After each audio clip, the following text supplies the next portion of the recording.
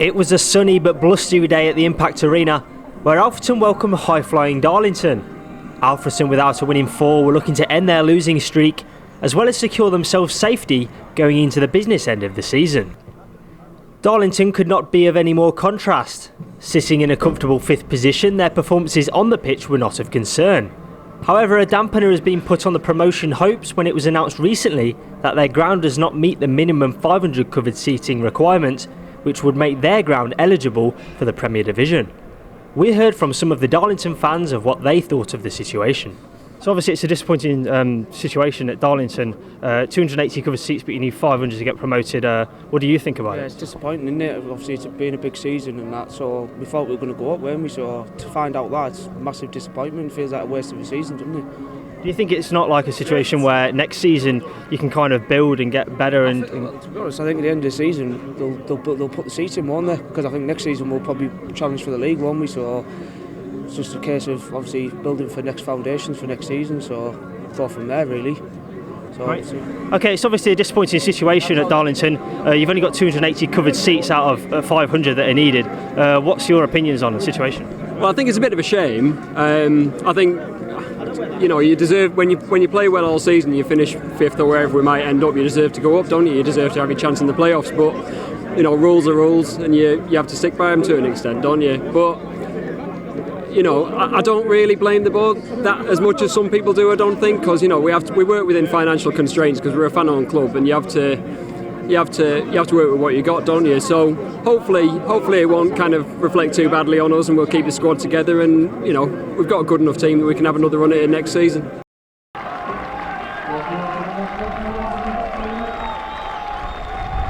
Alfreton made a good start at the Impact. A quick 1-2 with Wes Atkinson almost set the Alfreton man away. But it was the Quakers who got a foothold in the game early on. Leaping like a salmon, this cross found the head of Mark Beck, excruciatingly hitting the outside of the post and the back of Spice for a corner. Darlington came forward again with purpose. Finding some space in the middle, Darlow's Stephen Thompson's rasping effort could only be punched away by Spice. The resulting corner was quickly taken to the surprise of Alfreton. Headed away, the ball fell to David Ferguson. His low pile driver hitting the post and falling to the feet of two Darlington men. A lack of communication allowed Spice to gather the ball easily. Alfreton were not without their possession.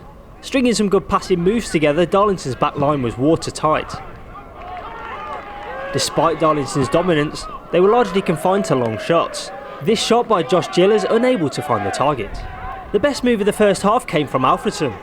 A well-worked move fell to McFadden, who got on the end of this cross to tap home. Unfortunately, the linesman ruled McFadden to be offside. It wouldn't be the first time the offside trap hinders Alfreton. Undeterred, Alfreton came back strong. Atkinson squaring the ball to Ryan Wilson. Squaring the ball up, his effort was not troubling the Quakers' goal. The deadlock was finally broken after 34 minutes. A long ball misjudged by Alfreton's Tom Allen found its way to Darlington's Nathan Cartman. He took his time to slot the ball past Spice to put Darlington into a well-deserved lead.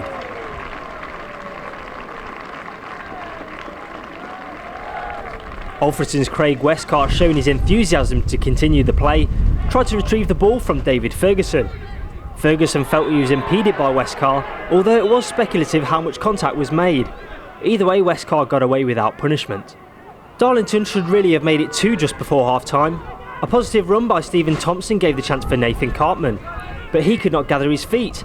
Flicking the ball against the post, it again fell to Cartman, but Spice was equal to deny Cartman his and the Quakers' second. Darlington had one more chance just before half-time. Terry Galbraith charging into the box to square the ball. Unfortunately, no one was on the end of the cross. Into the second half, and Alfreton had a good chance to get back into the game. The ball fell to an unmarked McFadden, but he failed to connect with the cross. The second effort by Westcar also could not find the target. Darlington looked sharp on the ball, a swinging tackle by the Alfreton man cynically bringing down the Darlington striker.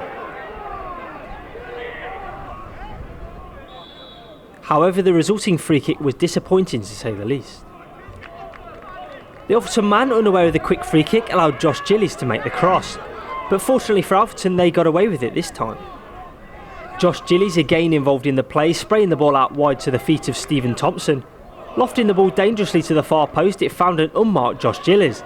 blasting into the roof of the net and finishing off the move he created. Alfreton did have a golden chance to get back into the game midway through the second half. Liam Hearn latching onto the through ball, his effort was too tame to beat Adam Bartlett on a quiet day in goal for the Darlington keeper. In the 63rd minute, Josh Gilly's shot inadvertently found its way to Mark Beck. He felt he was tugged on the shoulder and earned himself a penalty in comical fashion.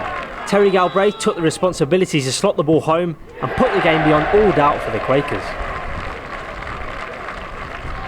Despite the 3-0 deficit, Alfreton kept on fighting. This ball finding its way to substitute Sam Smith, but his effort was palmed away by Bartlett. The Quakers captain Phil Turnbull saw the run of Aaron Wearmouth, but he was disappointed not to get the ball under control. Alfreton were desperate to gain something positive from today's match. Jordan Richards' ambitious effort flying high and wide. With the ball dropping to space, Wes Atkinson was the quickest to reach it. Fashioning a cross, the onrushing Sam Smith came into a collision with the shoulder of Bartlett, leaving him in some distress. We wish him all the best and hope that no permanent damage was done. Some Alfreton fans left early to beat the traffic. A disappointing defeat for Alfreton. However, going into Monday's game with Tamworth being 6 points ahead of safety, only 3 points are needed to secure them from the drop. Okay, Russ, that's another defeat. That's 5 on the bounce now. What's your review of the game overall? In all honesty, I thought we were beaten today by a stronger team, and that's it. And we've got what players that we've got. We have 5 missing. Looks like we've got 6 or 7 missing now. With Sam Smith picked another injury up, but you've got to compete physically. And in all honesty, from the first whistle, I thought they were very aggressive and big and strong where they needed to be. But I thought we weathered that storm, and I thought we came into it well. After 20-25 minutes, then we've had the goal disallowed and a couple of missed chances, and then they get there, we make one mistake, they get in and they score, and I think that's probably the difference between top and bottom. But you go to Tamworth on Monday, a very winnable game for you. 3 points will put you in a very strong position to stay up.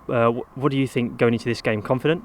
Yeah, 100% confident. Yeah, like I say, we said to the lads before the game, worst case scenario today is we go into the last 3 games 6 points in front, so there'd be teams lower than us who'd rather swap their positions for ours, I'm sure. So obviously, we've got a Tamworth and we'll be confident wherever we'll patch everybody up and see what we've got, and we'll go and get us everything we've got, and we've got to get one more result. Okay, disappointing 3-0 defeat today. What are your thoughts on the game? We just didn't play well today. Defending like amateurs today. It could have gone perhaps a little bit different if the goal had stood that was offside, but very disappointed, unfortunately. We went into the match 1-0 at half-time. Do you still think we had a fighting chance to come back? Oh, absolutely, yeah. I mean, we've always going to give it something, but we defended poorly, and when you defend poorly, you can't, you're not going to win, are you? So.